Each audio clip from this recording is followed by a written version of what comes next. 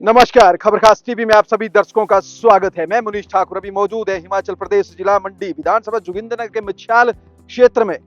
दर्शकों, आज मैं आपको बता दूं जिस तरह से हिमाचल में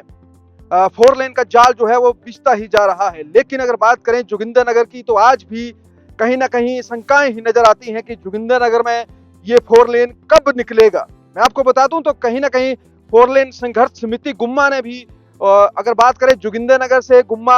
होते हुए जो है 4 लेन के लिए जो है उन्होंने आवाज उठाई है, लेकिन इसी को चलते हुए देखते हुए जो निचले वाले लोग हैं, मछियाल वाले लोग हैं, आज यहाँ पे भिन्न भिन्न पंचायतों के लोग जो है इकट्ठा हुए हैं और क्या कुछ कहते हैं यहाँ 4 लेन के बारे में। आज यहाँ पे जो है ये अपनी कमेटी भी जो है शायद गठित कर रहे हैं। इनसे बात करेंगे कौन इसके प्रधान बनेंगे, सचिव बनेंगे और इनकी क्या मांग रहने वाली है, खासकर 4 लेन अलाइनमेंट को लेकर। हम आपको बता दें कि जिस तरह से 4 लेन महज कागजों में ही दिखता है, लेकिन जब जोगिंद्रनगर की बात आती है तो जोगिंद्रनगर में आज तक 4 लेन क्या 2 लेन सही ढंग से नहीं बने हैं, जिसका रीजन ये है कि जो 2 लेन बने भी दो गाड़ियां जो है एक साथ क्रॉस नहीं हो पाती हैं। तो जहां आज एक चैलेंज बन चुका है जोगिंद्रनगर के लिए कि जोगिंद्रनगर में 4 लेन कब बनेगा, हम आपकी बात भी करवाएंगे। जब यहाँ पे जो है ये कमेटी गठित होगी, क्या कुछ निर्णय कमेटी की ओर से जो है लिए गए हैं। हालांकि आप कहां से जो है इस खबर को देख रहे हैं, आप जरूर बताएं कमेंट में कि ये जो 4 लेन है कहां से निकलना चाहिए, आपकी क्या राय है, अपनी राय भी हमें दें और इनकी अगली कार्य प्रणाली क्या होगी। आज जो मीटिंग हुई है इसके बाद जो है अगला एक्शन इनका क्या होने वाला है, कहां तक ये लोग सरकार, अगर हम कहें जिस तरह से हिमाचल में कांग्रेस की सरकार है और सेंटर में जो है बीजेपी की सरकार है, लेकिन ये 4 लेन जो है NHAI जो है राष्ट्रीय राजमार्ग के 4 लेन को जो है एक तेज गति जो है भारत में मिली है। तो आप विदित होगा कि नितिन गडकरी जी जितने भी हम कहेंगे जो 4 लेन बन रहे हैं, खासकर हिमाचल में कितने सारे टनल बन चुके हैं, और लेकिन अगर जोगिंद्रनगर की बात आती है तो जोगिंद्रनगर में ये आगे काम क्यों नहीं बढ़ रहा है, ये तो सवालिया निशान बनता है। हालांकि आज पूरी विस्तारित जानकारी हम आपको देंगे और आप जो है इस वीडियो को भी जो है शेयर करें। देखिए जी, ये जो परौर और नारला के बीच में NH 154 का जो ये भाग है, खंड है, इसकी अलाइनमेंट के बारे में कोई कन्फ्यूज़न है लोगों में, क्योंकि वो अभी तक तय हुई नहीं है। असल में जब हमें ये पता लगा कि एक हमारे ही जोगिंद्रनगर से लोगों ने ये डिमांड कर दी कि कोई जो ओल्ड जो हमारी एग्जिस्टिंग रोड पे अलाइनमेंट वो जारी रहनी चाहिए, तो उसके संबंध में हमारा ये विचार है, जो निचली पंचायतों के जो लोग हैं, कि जो एग्जिस्टिंग रोड है उसकी अलाइनमेंट को इसलिए छोड़ा गया था कि जो रोड जगह जगह से धंसता है, उसके बाद उसमें जो कॉस्ट हुई और उसमें जो जाने गई वो उसकी पुनरावृत्ति ना हो, तो NHAI ने वैकल्पिक उसकी अलाइनमेंट तय की थी। अब वो वैकल्पिक जो अलाइनमेंट है वो किस आधार पर रिजेक्ट हुई है, ये लोगों को कोई पता नहीं है। और जो हमारे ही जो ब्रदर्स हैं, जो दूसरे लोग हैं, वो उसको इस प्रकार से आगे प्रोजेक्ट कर रहे हैं कि ये जो है ना, ये बिल्कुल ये अलाइनमेंट जो है ना ये गलत है। तो ऐसा नहीं है, जबकि वो जो रोड है वो सड़क के धंसने के कारण वो ये पुनर्विचार किया गया था। नंबर 2, कम से कम लोगों के मकान डिसमेंटल हों, क्योंकि वहाँ जोगिंद्रनगर बाजार आता है, चौंतरा बाजार है, जो कोई भी वो बता रहे हैं, जब वो उसमें जो इतनी डिसमेंटलिंग होगी तो वो भी बहुत ज़्यादा डिसमेंटलिंग होगी। तो ये जो ग्रीन फील्ड है, ये जो ग्रीन फील्ड जो उन्होंने प्रस्तावित किया हुआ था, ये पूरे का पूरा एरिया, इसमें सस्ती गवर्नमेंट ऑफ इंडिया को ज़मीन भी बड़े सस्ती उस पर मिलेगी, नए एरिया इसमें विकसित होने का ये रहेगा। इसमें इंडिविजुअल बेनिफिट और नुकसान किसी का भी नहीं है।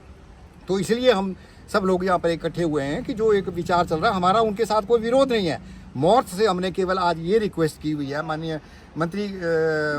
मॉर्थ श्री नितिन गडकरी जी से, प्रधानमंत्री जी से, कि भाई इस पर जो है मेरिट पर आप डिसीजन लें और भविष्य में ज़मीन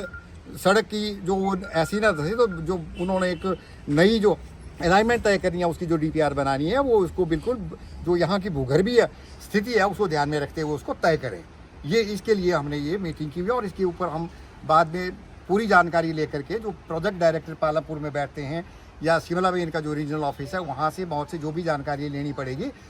उसके आधार पर हम फर्दर अपना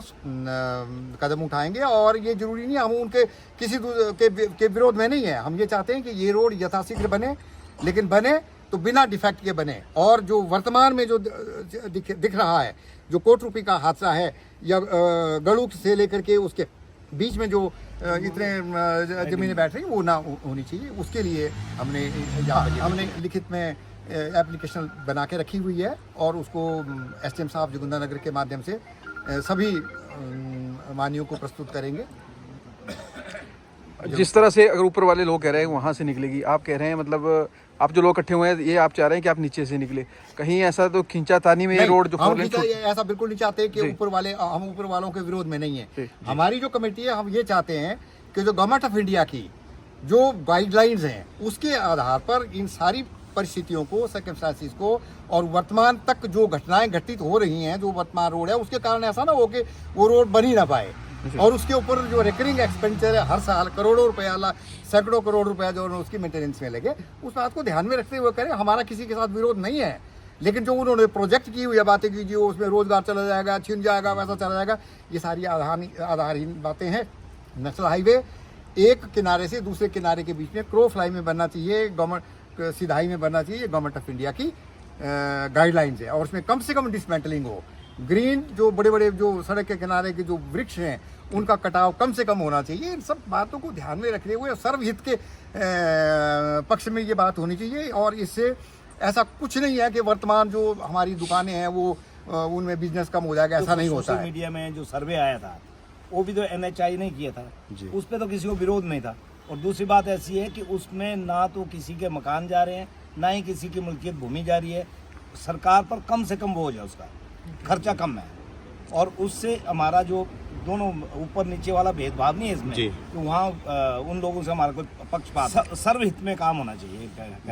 और दूसरा वो जो इलाके था वो तो पहले जिस भी स्थिति में वो विकसित है वो और भी विकसित होंगे। ये जो ग्रीन फील्ड का जो कंसेप्ट होता है इसमें नए इलाके होने चाहिए, तो इसमें तो जियो और जीने दो, सबको मिला करके चलो। सर आज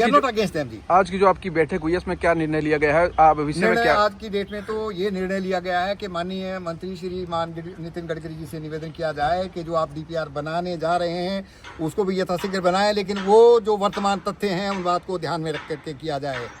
ठीक है, मात्र एक कॉस्ट के ऊपर आप जो ना वो ये नहीं कर सकते कि इसमें कॉस्ट ज्यादा लग रही है। कॉस्ट जो रिकरिंग होगी उसमें से तो बचा जा सकता है ना। आज यहाँ पर हमारी एक बैठक का आयोजन हुआ, ये एक